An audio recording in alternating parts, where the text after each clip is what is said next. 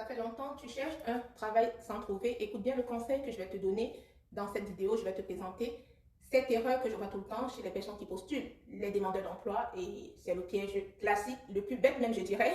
Voilà, le fait de prendre une lettre de motivation toute faite et de changer juste le nom de l'entreprise et de ne pas changer grand-chose, on va dire, et de l'envoyer à toutes les autres entreprises où vous postulez. Parce que ça, si vous êtes sincère, on l'a tous fait. Mais moi, il y a très très longtemps, voilà, lorsque je postulais, j'avais la paresse de personnaliser ma lettre de motivation. Donc du coup, voilà, je faisais à peu près ça. Et forcément, je n'étais pas recontactée par les entreprises parce que c'est quelque chose que les recruteurs voient direct. Même en 5 secondes, hein, le fait de ne pas personnaliser la lettre de motivation, d'envoyer une lettre générique sur laquelle on a modifié 2-3 choses, ça, votre candidature, à coup sûr, finit à la poubelle. Voilà. Donc, il y a les classiques qu'il vaudrait mieux pour vous d'éviter. Sur la lettre de motivation, je suis motivé, je suis rigoureux, j'aime le travail en équipe et blablabla. Ça sonne faux parce qu'en général, tous les candidats disent la même chose, mais sauf que lorsqu'on le dit, il faut pouvoir le justifier derrière. Il faut une phrase qui justifie ce qu'on dit. Voilà, il faut sortir du lot parce que le fait de dire je suis motivé, etc., ça ne donne pas, ça ne dit pas grand-chose sur toi parce que le but, c'est de se démarquer.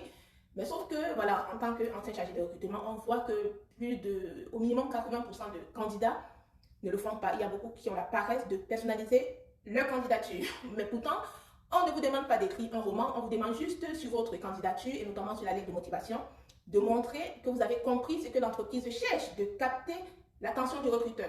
Par exemple, sur la lettre de motivation, vous pourrez dire, entre autres, sur votre offre d'emploi, ce qui m'a attiré, ce qui a capté mon attention. Là, le recruteur voit que vous avez lu déjà l'offre d'emploi et que vous avez compris. Et surtout, le recruteur comprend que vous vous intéressez à eux, à leurs besoins. Voilà, parce que si vous faites ça, à coup sûr, vous allez marquer des points, vous allez vous démarquer des autres candidats.